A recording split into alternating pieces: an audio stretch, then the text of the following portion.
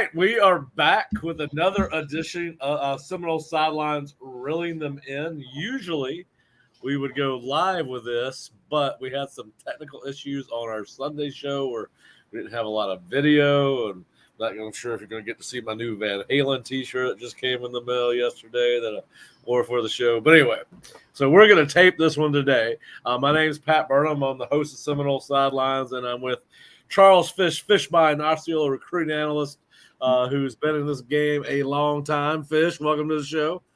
How you doing? How's your Wednesday going? It's going well, man. All cleaned up, ready to go, man. Yeah, this is a slower day for Fish. He's not out scouring the football fields of South Florida for some of the best talent in the nation. So we got Fish an additional day. We were here Sunday, Fish, and we're going to talk about some of the same things we talked about Sunday. But there was some breaking news this morning, and you may have been aware of it. But there's some proposed legislation going in front of the NCAA Division I Council today, where it would shorten the transfer portal window from 60 to 45 days. In particular, it would shorten the window starting December through a 30-day window. That window would start on December 4th and run, obviously, for the next 30 days. And then you would have a 15-day window in the spring, which starts on April 15th, which is, I believe it was 15 days to start with. But Fish, just, obviously most of these priority transfers are being – they're in communications, back channels, directly, indirectly. However, the kids that are thinking about transferring on December the 4th are probably already in the decision-making process with this stuff. Most of you guys that are going to transfer are going to announce pretty early in the process, particularly when it comes to that December, January window. How do you think this will affect the portal, if at all, and how do you think it affects recruiting, high school recruiting? No, I definitely think it's going to help. I think they do need to shorten it because you have a lot of kids going in and not finding other schools. So you know what? It gives them the opportunity to really find out where they're at, and they can still go back to their prior school if it didn't work out in the portal, if the school was willing to take them back. I'm sure a lot of these schools wouldn't mind some of these kids actually staying, and it gives them an opportunity to close that window a little bit, and they don't have to sit there and rebuild their whole roster every off season. Yeah, well, I want to ask you this question because what we've seen it here at Florida State and seen it at other places. You've got kids where they are able to enter the portal and drop back out, regardless whether they leave or not, right? So essentially, what this is for some of your top players, the ability to enter it and then jump back out of it really is kind of like a free agency period, right? Where they can go in and say, I'm not happy with my NIL deal. I'm leaving unless I get this. We are now starting to see some guardrails now with the shortened window. One of the things I would be an advocate of, I would like to see there be limitations on how many times a student athlete at any sport, but particularly football and basketball, where there's a limit to the number of times that you can enter the portal, whether you leave or not, right? Because at the end of the day, these are turning into negotiations for your top players where they go in the portal on December 4th. Their intention is really not to leave. Their intention is to get a better deal at the existing school, or they're going to leave. Do you think there ought to be some kind of limitations on how many times a student athlete can enter the portal, whether he leaves or not? Yeah, I mean, I think the situation with Daryl Jackson and also that receiver from North Carolina put a little bit of a guardrail in there that, hey, listen, once you transfer once, you're not going to be able to continue to go in every year. So I think that really makes a big deal. I think I know it hurt Florida State, but at the end, I think it helps college football if they have this some rules in that you just can't go in every year and go to a new team. You don't want these guys going to 4 and 5 schools like they do high schools at the college level, just trying to get better deals or just keep going to another school and finding another spot. You got to fight it out at some point if you're a student athlete and try to work to get on that field. But I do think that there should be some sort of limitation on how many, like once you go in and you decide to come back out, they probably should say, listen, you can't go back in. Either you're in or you're out. Make the decision. And at that point, they should get like one chance to do it just like they've done it, where you can only transfer once until you've graduated. They probably should do the same thing with these kids individually. Like, hey, listen, once you go in, that's your one-time pass to go in. You get in. And if you decide to go stay, you're now staying at that school until you graduate. And I'm not necessarily opposed to them only being able to go in one time, right?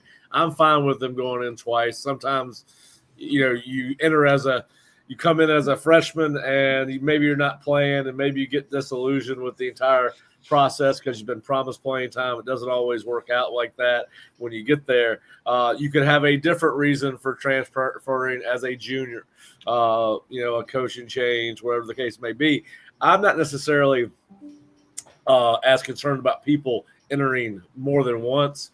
I am concerned with kids that are going to start entering every semester, at the end of every semester, are threatening to enter at the end of every semester. I think there needs to be a limitation, whether it's 2 or you can only enter the portal once in any 12-month window. Meaning if you enter in the fall and the December decide to come back, you can't enter again till next December.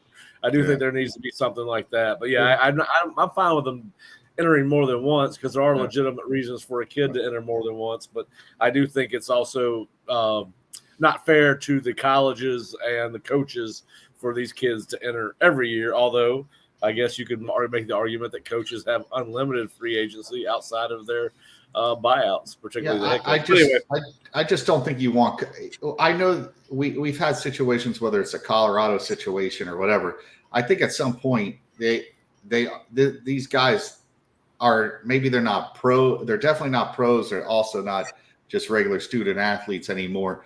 But to sit there and just cut people nonstop, it just they have to put some guardrails and redo the whole process a little bit and bring it in. You don't want coaches just unloading their rosters every offseason, and you don't want just kids just leaving nonstop either. It just will hurt those teams where they're just not competitive at all. And I mean, I don't know if you want that type of deal in college football where teams go from being really competitive, all of a sudden their teams are going 0-11 because they've lost half their roster. I think it's good that there's this ability to move amongst these student athletes. They got that ability to do so. They're getting paid now. I think you need to put some guardrails on this whole process as well. Yeah, I do too. I agree with you on that. Yeah, I think that this is obviously another step in that direction. Hopefully they will get more aggressive with some rules changes. I know there's some legalese or legal issues with, even shortening the transfer window could be an issue legally. Somebody could challenge it, but we're not going to get into that today. What we are going to get into is a little bit of Florida State recruiting. Obviously, Florida State is returning home to play against Virginia Tech, and we're going to see several guys on campus, including LJ McCray, the defensive tackle, defensive end from Daytona Beach mainland, will be on campus this week. We're also going to see 2025 running back. Now, LJ will be on an official visit, we believe. And then you've got a guy like Tavion Switt, the 2025 four-star running back who's committed to UCF. He will be on campus, as will 2026 Josiah Oxendine from Dillon, South Carolina. He's a 2026 quarterback. He's got offers from Pitt, Tennessee. I do not think he has an offer from Florida State right now, based on what I could find out. But he'll be on campus, and then you have at least 4 committed guys for the 2024 that'll be on campus. BJ Gibson, Luke Cromenhawk, Jake Weinberg, and Camden Fryer. I'm assuming that we'll get updated information. We actually do have a thread at theosceola.com that has all this information in there. It's called Recruiting Roundup, Virginia Tech Week, with fish bits and bits and pieces of information from Nick Carlisle and myself as well. So that we'll keep that as a live thread throughout the week at theosceola.com. You can go to our premium recruiting board to find that information out. It is free content right now, so feel free to do that and check us out at floridastate.rivals.com or theosceola.com. All right, Fish, so one of our most popular things that we do at the Osceola, and really we don't do it, you do it, is called Fish Bits, and which is where you kind of get into a little bit about your thoughts on individual recruits, be it where they are in their recruiting process or what you think about them as players. We covered a little bit of this on Sunday, but I think some of these names, based on the notes that I've read since we last spoke on Sunday, you've kind of updated some things. Right now you've got with Jamari Howard, the cornerback out of Miami Norland, a huge kid at 6'3", 180. Right now you've got him prediction at 75 to 80% to eventually sign with FSU. And obviously John Garcia with the Rivals national recruiting analyst also has FSU in the lead there. What is the latest with Jamari, and what do you like about him? Yeah, I definitely think he's leaning towards FSU. We've discussed this. I believe that Randy Shannon has a big influence on the recruiting of corners and DBs. He likes bigger, longer, athletic guys. He's not really – it's not that he doesn't like 5'8" or 5'9" corners, but if you see the trend with Florida State, they're trying to get bigger, longer, athletic at corner. This kid fits the bill there. He's 6'2", 6'3", real long, athletic, and he's also versatile enough that you could play him at corner, safety. You like those players that can play multiple positions, especially the way offenses are now. He's not a guy that's going to be chasing kids on crossing routes and guys, smaller corners or receivers. He can go against a smaller receiver, but if the guy's super quick, I think he'll struggle a little bit in space because he's more of a straight line kid as far as speed. He has some lateral quickness and pretty good feet, but he's a bigger guy. He's going to be able to match up against the Keon Coleman types, to be honest with you. So when Florida State plays a team that has a bigger receiver, they can just lock this kid up on one of those guys. And then when you can kind of shut down half the field with a corner or a safety with these guys, you could roll your coverages over to the other side and help out somebody that maybe needs some help on the other side. I really like him. I think he'd be a very good addition to their class.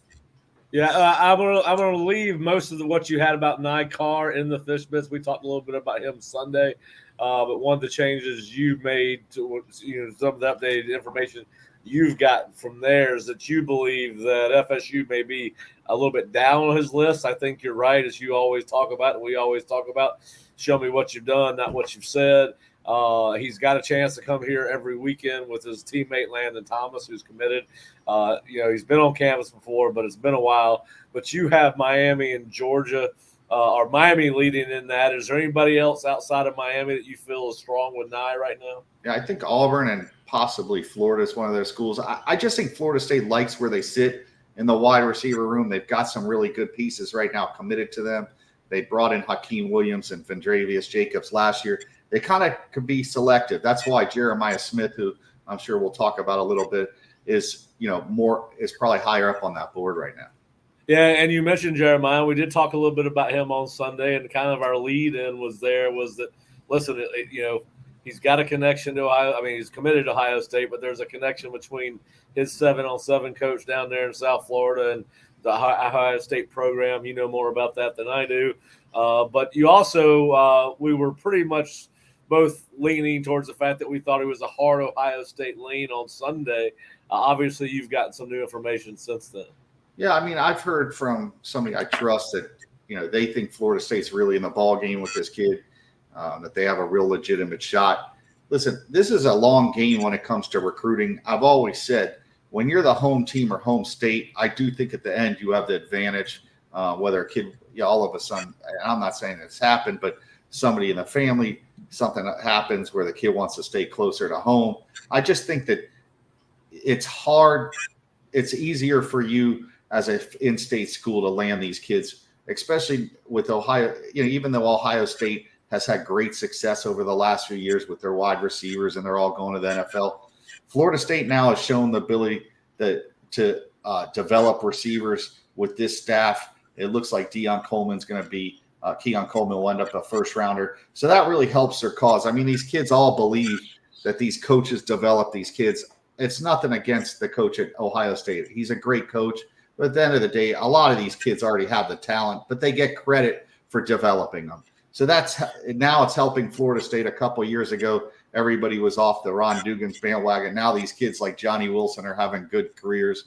Keon Coleman's having a good career. These receivers are producing, and they look like they're going to go high in the draft. So it helps their cause in recruiting in the whole so-called development stage of these kids. I mean, honestly, Jeremiah Smith doesn't need a whole lot of developing. The talent's already there. Some coach is going to get credit for putting him in the first round one day if the kid just doesn't mess up off the field. All right. Well, and let's while we're talking about receivers, let's talk about this a little bit. Recruiting is a math equation now between high school, the portal, and who you're losing. As you alluded to, Keon Coleman and Johnny Wilson. Keon Coleman, I think, is gone. I think Johnny does have an additional year if he wants to come back. Don't know. I would think he would go out. But let's just assume that those two guys go out. You've got 4 receivers already committed this class. You're probably not going to be able to replace Keon Coleman with a true freshman unless you feel good about some, or you might have a redshirt freshman or redshirt sophomore you feel good about on your roster. But let's say that they were to get involved with Jeremiah Smith and Ny Carr a little bit. How does that affect the other 4 receivers that are committed to Florida State? I mean, is there a way to keep all those kids with the addition of those two if they were get lucky? Yeah, I don't think you worry about it. I think what Florida State's done, and I like this in how they're recruiting now, is that I believe you get guys on board that are good football players, can play for your program. Eventually, in 2 years, they can develop into starters. But if you have the ability to recruit above those committed players, you have to do that. And that's what they've done. They've put themselves in position that even if they don't land Jeremiah Smith or a Ny Carr, they still got a very good class. They can move forward. Their receiver room is going to be very strong over the next few years. But this gives you the ability to go after those whales. They can spend all their focus and time and effort on those type of players like a Jeremiah Smith. And if you land them, great. If you don't, you've lost nothing because you never had it in the first place. But you also have guys that can play at your school, play at a high level. And I think they put themselves in that position, like I said, to be able to go out and go after these top-end kids. Whether they land them or not, they're still in good position moving forward. And you also think there may be a natural opening at one of those. If let's just assume they were only going to take 4 receivers out of high school, you think there's a natural opening because you believe that LaWayne McCoy will ultimately end up at corner or on the defensive backfield. Obviously, Florida State does need to address some issues there based off what we've seen the first 4 weeks of this season. But so you think there's a natural opening there for a 4th receiver if it was a set numbers game for Florida State? Yeah. I mean, you're going to find a number for Jeremiah Smith, period. This kid's, you see what Keon Coleman's done. You can't find those guys. So if there's one sitting there that you have a chance at, you go after him hard. He's a special talent. He's a difference maker. He's a guy that could come in and play year one. He's more advanced at the same stage as Hakeem Williams, who, by the way, I think Hakeem's going to be that guy that replaces Keon next year. Once Keon moves on, or even a Johnny Wilson, he'll be able to replace one of those two. He's already shown some flashes this year with some ability. So I'm not concerned with what they have. They've put themselves in a great position to go after somebody, like I said, Jeremiah Smith. They put them in self-position to land that whale. Yeah, we'll find out a little bit more about this wide receiver room as it sits today because you're getting Ja'Kai Douglas back this week. Looks like Kentron Portier is a little bit healthier than he has been. I have not been at practice this week, but I know Kurt said he looked good on Tuesday in his practice report.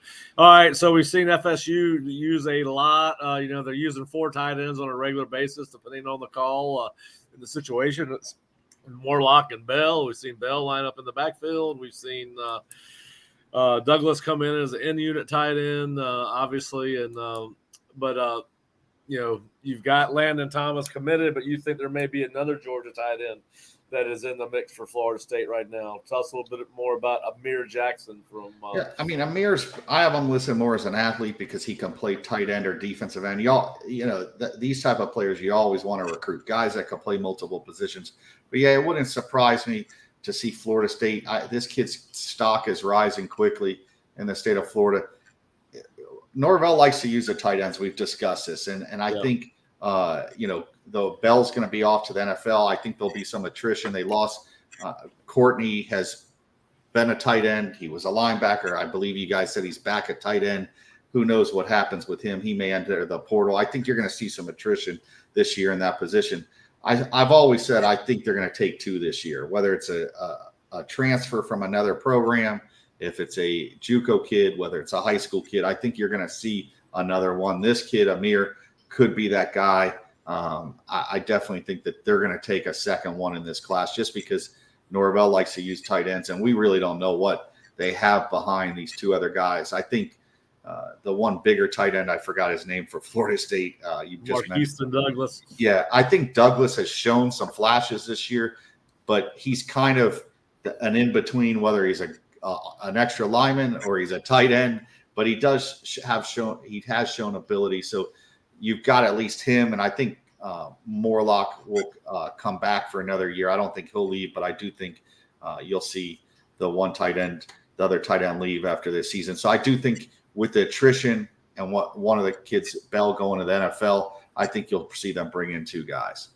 Yeah, I don't know if Bell. Listen, he may leave for a lot of different reasons, but he's not a tight end in the NFL game. I don't know what he is. He's not a running back. He's not a slot receiver. He's kind of a jack of all trades, unless maybe he's a guy that Kyle Shanahan kind of wants to use like Deebo Samuel. But listen, I think they all may be back. I think there are going to be some tight ends on this roster that will not be back, and none of them have we named yet. But I think there's definitely 2 guys, up to 2 guys that may not be back next year. So that would open up another slot for a scholarship there at tight end. And I hope if Bell wants to leave and he gets a draft, but I just don't know what he is and I don't think he's as good as Deebo Samuel. I don't think he's that athlete. I think he's a good athlete, but I don't think he's that. But anyway, so I think they could get all 3 of their top tight ends back next year. But yes, I do think there'll be room there. All right, so got to ask you this question. You've got there's a kid out of North Carolina, defensive tackle, 6'6", 315, Danaz White. Tell us a little bit about what you think of Danaz as a player, and then where he is with Florida State. Then I've got several questions to come off that based off your answer. I think Danaz, once again, you want to start to look like these SEC schools and the Big Ten schools inside. He brings more size inside at that defensive tackle position. I think Florida State needs to get bigger inside, and he fits the bill. He's pretty much more of like a run-stuffing defensive tackle. I think he can provide some push in the middle and collapse the pocket once in a while to pressure the quarterback up the middle. But overall, I think he's a very good player. These are the guys that you see go to NC State and North Carolina and 3 years from now end up getting drafted in the first round. So if Florida State could pull this kid, I have no issues with them adding him to their class. All right, well, let me ask you this, because I'm convinced that the guys they are listed as defensive end commitments, I'm pretty sure that both of them will end up being defensive tackles. Jamari Flagg, I think he is a defensive tackle. A little bit more wiggle room for D.D. Holmes, who's listed as 240, but when you saw him, and he might be able to guy that can play a strong side defensive end at 6'6", 290. I mean, you do have those guys that can do that. There's few and far between. Your Jason Pierre-Pauls and those kind of people. But I'm not sure. He's not a defensive tackle. And then as I did my evaluation of LJ McCray this week off his first 5 games of his senior year, he's listed as a weak defensive end, Fish, but I think he's strong side defensive end. He's not an elite pass rusher, in my opinion. He's a big, strong kid. He's only going to get bigger. He's listed as 6'6", 270 right now. I guess my question is, if you're projecting Flagg as a defensive tackle, and you know that Holmes or McCray could be a defensive tackle, do you need a third or fourth defensive tackle more than you need to go out and find a defensive end like Booker Pickett? Yeah. My opinion is you take as many as these guys want to come on the defensive line. I never believe you could have enough because one, I mean, you turn on this kid's film. He picked up a fumble and is going like 70 yards, and the whole team's following him. The Denaz White kid. He's a big athletic kid. I think he moves better than some of the other guys they're going after. But I'm of the belief, I've always said this, you take as many D linemen that want to come. If you can land them, you could oversign at that position because guys get hurt. You just never know. Some guys just don't develop how you wanted to. I would take this kid even if you already have you're over the numbers at D tackle. You never can have enough. As far as DNs, they need two of them, whether one's a strong side and one's a pass rusher. They're going to have to throw numbers at DN this year. So McCray, I definitely think, is a defensive end. I think I don't know, like you said, he's not a great pass rusher, but he can set the edge. He can help against the run. You want somebody like that on the strong side. You've seen these teams when Florida State has Verse out and they have a Patrick Payton in, they struggle a little bit against the run. You want some size and length out there. That's what teams do. They have their bigger guy on that strong side. They also need a speed rusher, but we've talked about it. They've been very fortunate with Verse and the kid before him to land those guys in the portal because everybody wants pass rushers. You just don't see a lot of elite pass rushers. That's why Booker Pickett, everybody's going to take him because that's the one strength that kid has, but he's flawed. He's very narrow shouldered. He doesn't have much of a backside or legs to where you go, oh man, this kid's going to be able to get to 250, 260. So you got to sit there and go, all right, can he be a productive player at 230, 235? Brian Burns was, but is that kid Booker Pickett? Is he another Brian Burns? Brian Burns is kind of special. Well, that's what I'm just saying. Like but Brian was skinny when he got to Florida State. I think he was like 200, 210 pounds. Most of the time, schools aren't going to take him, but he was such an elite pass rusher, you were willing to overlook those limitations on his size. So, but with Booker, he's got great burst, but once again, are you going to be able to put weight on? I remember talking to one of the strength coaches at FSU, and this was back when Jimbo was there. He was like, listen, Fish, it's easier to make a guy 250 bigger than it is to make a 210 guy bigger because they're already big. They got the frame. They're already got the physical traits to get bigger. It's hard to put weight on guys that are 210 and you want to get them to 250, 260. I mean, you know that. There's not a lot of Jason Pierre-Pauls out there that weigh 210 in high school and go to 275 one day. They just don't exist. And if they do, everybody in the country wants those kids. Yeah, I think the fascinating thing, Fish, is you're in on all these good defensive linemen, whether they're defensive ends or defensive tackles at the high school level. But I think the conundrum for Florida State is going to be you're going to lose Braden Fisk. You're going to lose Dennis Briggs. You're going to lose Fabian Lovett. You're going to lose Jared Verse. And you could lose Patrick Payton. All those guys are coming – 4 of them are exhausting eligibility. Except maybe Verse, I think, could potentially come back. I don't know that for a fact, but he's not coming back, obviously. Payton, this is his 3rd year out. So I think Florida State, I think we both agree, this, to address defensive tackle and defensive end, they're probably at least going to take one at each position out of the portal, I would think. Yeah. Well, I mean, this is part of the reason why when, fans always sit there on the message boards and they go, well, we lost and I brought it up today, you lose a Nigella Kelly. And all of a sudden people are like, well, it's not that big of a loss at that time. It's not a big loss at that time because you got players. But when all these guys are leaving at the same time, then it becomes an issue. And that's why I say sign defensive ends and tackles as many as you can every year because you don't want to be in that spot like they're going to be this year where you have to bring in 5 or 6 new bodies. And you got to hope that the guys that are there have developed. I mean, a lot of these guys, they've got some talent in the younger ranks, but we don't know what those guys can do until they really step on the field. So you want some experience as well. You don't want to have to go out there with a bunch of freshmen and sophomore next year, and you're trying to win the ACC with a bunch of young guys. Well, yeah, and listen, I think if for Florida State fans, I think you feel better about the young tackles on defense than you do the young defensive ends right now because you have not had really haven't had a 4th defensive end pop up yet this year. Jayden Jones is not quite back to where they thought he would be, I don't think. And then, Brian Turner Jr. is learning on the fly and probably not quite as big as he needs to be. And then you got Gilbert Edmonds, who played some spot. He's been a bit of a disappointment to me. I thought he'd be a little more productive at Florida State than he has been. So that may be one of those cases where him not playing well brings him. I believe he has another year that will help them have at least one guy that has some experience, maybe another year in the system. He has a better year in 2024. Yeah. Right now, Florida State stands at 21 committed prospects, ranked number 7th in the nation. We know, doing our own roster evaluation, Fish, that they are going to have to hit the portal. They will probably open up some more scholarships as they get closer to National Signing Day in December and obviously into February.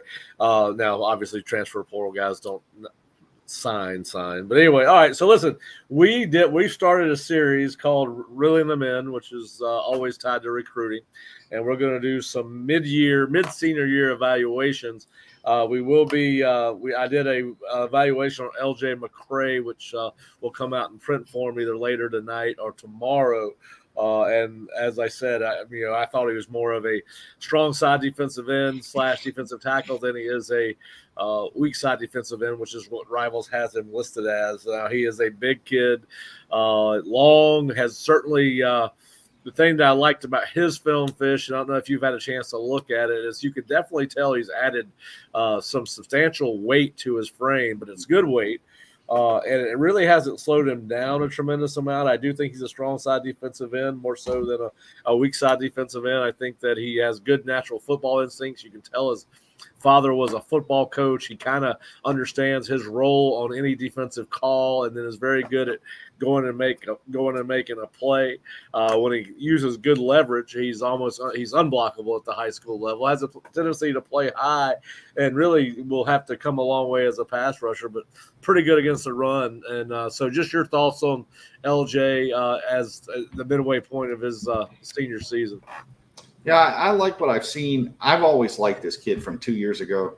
I saw him, I know his dad. His dad was a high school coach down here at Boyd Anderson. He ended up as an assistant coach at Bethune. So that's him moving to Daytona is why the kid's up there. I think he's got a lot of talent. He's kind of like a bigger version of DeMarcus Walker. I thought DeMarcus Walker was kind of that same type of guy where you can play him on the edge on run downs. And then when you get into pass rush situations, you could kind of kick him inside and let him give you a pass rush inside. I think he's that type of player. I do think he's way more twitchy than the kid they got committed to him out of Maryland, the defensive end that you feel is going to. Holmes. Yeah. I definitely think he's a better athlete than that kid. Is he an elite pass rusher? Nah, but not every one of these bigger kids need to be. If he could just set that edge, help in the run game, and get some pass rushing on long distance situations, whether they get in a 3rd and 14. I think that's where he can be productive. I think anytime you can add a kid like this to your class, it's a big time get. Yeah, listen, I think he's an outstanding college football prospect. I do think you watch him with 30 more pounds on him. He was listed at 240 last year. Let's just assume that weight was accurate. 270 now, if that weight is accurate. You certainly notice he's changed physically. If you look at one of his pictures, still pictures last year compared to. Hello?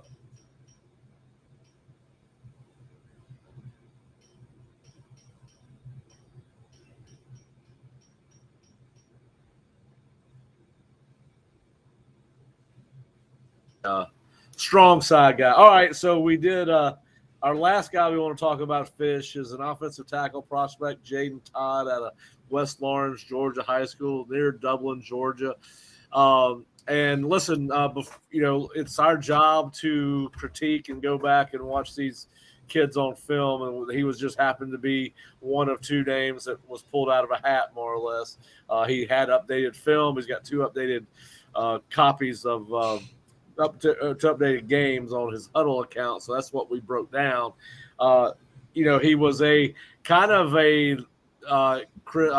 he's kind of reminds us of Chris Otto. He was recruited late, got in on late, when you're just now getting recruited as a rising senior. Obviously, that's late by today's standards. Listen, when you watched his film as a junior at 6'6", 285, as raw as he was, and regardless of where this kid's football, his best football is ahead of him, right? He's a good athlete. We're not, but Jayden Todd is a guy that when you see the film as a junior, you understand why Florida State was excited about him. But as we watch both of you and I have watched his senior tape, he's listed at being 37 pounds heavier. He's still a big kid. He carries 322 pounds, if that's what he is. Carries it very well. But Fish, what I saw on the tape was he doesn't bend as well. He doesn't move as well as he did at 285. Everybody gets enamored with these 300-pound plus offensive linemen. I'm not sure how much bigger than 300 pounds you need to be to play effectively. The good news is he's a kid that has a chance that he could grow strength-wise and flexibility-wise into a kid that could play at 322, 325. And he might be a guy that can also scale that back a little bit and get back closer to 300. And maybe, I remember playing offensive line at small college. I got to a point where I could not add any more weight past 250, or I just couldn't bend or move or do anything. I had to play at 250 or below. But his film is not as good as a senior as it was a junior. We both agree with that. And this is not personal. We both met him. He's a pleasure to talk to. He's a kid that you pull for when you get to be around his personality. So this is not a personal thing, but our job is to critique and evaluate. The only difference is you and I get to talk about it in public, where coaches talk about it in staff meeting rooms and don't ever have to go public with their opinion when they see something like this.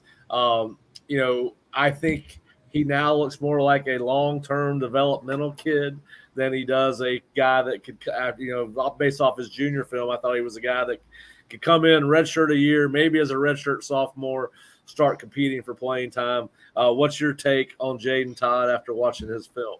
Yeah, I mean, the big concern is with the extra weight. It seems like he leans over and bends more than he did last year. He just seemed to be able to set his feet better and had more. He used his hands better. Now with the extra weight, it almost seems like he leans over or lunges at a defensive lineman. So he gets off balance. His technique's not as good this year. That's the biggest concern. The extra weight just looks like it's almost forced him to be almost a guard prospect, in my opinion, than a tackle. If he plays at the weight he is now, I don't believe he could play tackle. He's just not quick enough laterally to get out and play those speed rush ends. Maybe he could play on the right side, but he looks more of a guard now than he does a tackle. And Florida State doesn't need guards. They need tackles. They need guys that are big, long, and athletic on the outside. And that was what was so promising about him last year, is that the kid looked big, long, and athletic. Now he looks like he's gained too much weight, and now he's a guard prospect instead of tackle. And do they really need another one of those? No, I agree with you. I'm not sure they need another guard. They've probably got some guys playing tackle right now that might be better suited at guards if they could get somebody, a star, a guy that can start for 3 or 4 years at tackle in the program. Of course, we're going to see. I would imagine we'll see them offset some of their deficiencies on the offensive line through the portal again this year. But they are heavy. They are heavy at guard, as you point out. But anyway, so it's going to be interesting to see what happens with Jayden. But it's certainly a kid that, as a junior, you thought, wow, Florida State really got lucky on this one. How did people miss this kid? Of course, Dublin, Georgia's on a very desolate part of I-16 in middle Georgia, where you just don't go unless there's players. And Florida State, we just happened to be there on the day the kid was coming into the head football coach's office, and obviously they've they liked what they saw as a junior, wanted to see him in camp. They did see him in camp, finally extended the offer out of camp. It'll be interesting to see how this moves forward. And listen, we only saw a 2-game sample size out of 5 games. We do have to, there is a disclaimer there, but certainly was different than the kid we saw as a junior on junior tape. All right, so Fish, give us some other names that Florida State fans need to pay attention to. I know that there's a couple of kids that you like that are defensive end types in the Northeast. Tell us a little bit about those guys. Well, they were brought up in the Fishbein thread, so I figured I'd go back and watch them. One is Lugard Edopai, I guess. I'm not really good at pronouncing these kids' names. 6'7", 220-pound kid from the Maryland, D.C. area. Long, athletic kid. Kind of looks a little bit like Brian Burns. Also looks like a kid we talked about before the show, Matthias. Hey, sorry, hey, Fish, we ran into a little technical difficulty there. Start that back over. No problem. Now, I was talking about a kid, Lugard Edopai. I think that's how you pronounce his name. 6'7", 220-pound, long athletic kid. A little bit, looks like a little bit like Brian Burns on film, or also another kid from Boston College who's recruiting him, Mathis Kowaknu, or I forgot his name too. Who got drafted in the first round. FSU one time had to go against him, and the kid made a nice highlight against Florida State. But he's a big, long, athletic guy. I think this is the type of guys they really need to add. If you want one of those pass rushing ends, this kid fits that bill. I think he's probably one of the better pass rushers that I've watched on film that they're recruiting. He's definitely better than McCray and D.D. Holmes and some of the guys they already have committed. So he'd be a very good get, I think. I don't know if he's a guy that's going to come in and make an impact year one, but I do think 2-3 years down the road he could develop in one of those pass rushers. The other one's Cameron Fountain, the kid's committed to USC. He's another one of these strong side defensive ends. He really can set the edge. You watch him. I really like the way he gets off blocks. He uses his hands real well. He's very strong against the run. This kid probably is better set to play in a 3-4 defensive end spot, but can play in a 4-3. I think he can move. He's another guy I think you can move inside on pass rush downs if you want to. Doesn't have great burst, but he does. If you watch, once he gets going, he does run well. He's a long run guy. He can run well down the field. He could chase guys down. You see some of the basketball background on the football field when he plays on film. But like I said, is he an elite pass rusher? No, he's more in the McCray mold. So if you don't land McCray, this kid would definitely be a very good fit. But there's a reason why USC has him committed. The kid's one of the top defensive ends in the state of Georgia this year. All right, well, we got you some new names. We'll end with a third new name, as Fish has mentioned and I have mentioned. With Florida State being at 21 committed high school kids for 2024, you're not going to see a ton of new offers go out to 2024 kids. So what we are starting to see since these coaches were out last week is some new activity as it pertains to 2025 and 2026 kids. They offered 2026 safety linebacker Simeon Caldwell out of Jacksonville Bowles High School. He is a sophomore. He leads Bowles in tackling. He's got 53 tackles through 5 games. If you have not had a chance to check him out yet on his Huddle account, you can go to the floridastate.rivals.com premium recruiting message board, and I have a link with his stats and with his link to his Huddle and obviously a copy of his tweet where he announced his offer, which obviously has been confirmed now with some retweets by the Florida State staff. So there are some new offers going out, and that is on our message board. But listen, Fish, obviously a busy week. We will be back next Wednesday. Outside of some kind of commitment, we'll be back next Wednesday with another edition of Reeling Them In. We may go live next week if we can work out some of these technical difficulties. Obviously, Fish has his fish bits on the premium recruiting board, so please go to theosceola.com to check that out. It is a free content, I believe. And then we've got our Virginia Tech weekend recruiting roundup, including guys who are planning to come to the game, committed or otherwise. And then obviously we have our senior tape evaluations, Reeling Them In, senior evaluations, film evaluation. Jayden Todd is published. LJ McCray will be published later today. You've heard Fish and I both talk about LJ. But if you're not a subscriber to the Osceola, please go to theosceola.com or floridastate.rivals.com and check us out. And if you're watching this on our YouTube channel, please subscribe to the Osceola YouTube page so you can get alerts to when Fish and I are going to come and talk a little bit about Florida State football recruiting. Fish, have a great Wednesday, and look forward to catching up with you again sometime soon. Sounds great, man. Talk to you later, buddy. All right, buddy.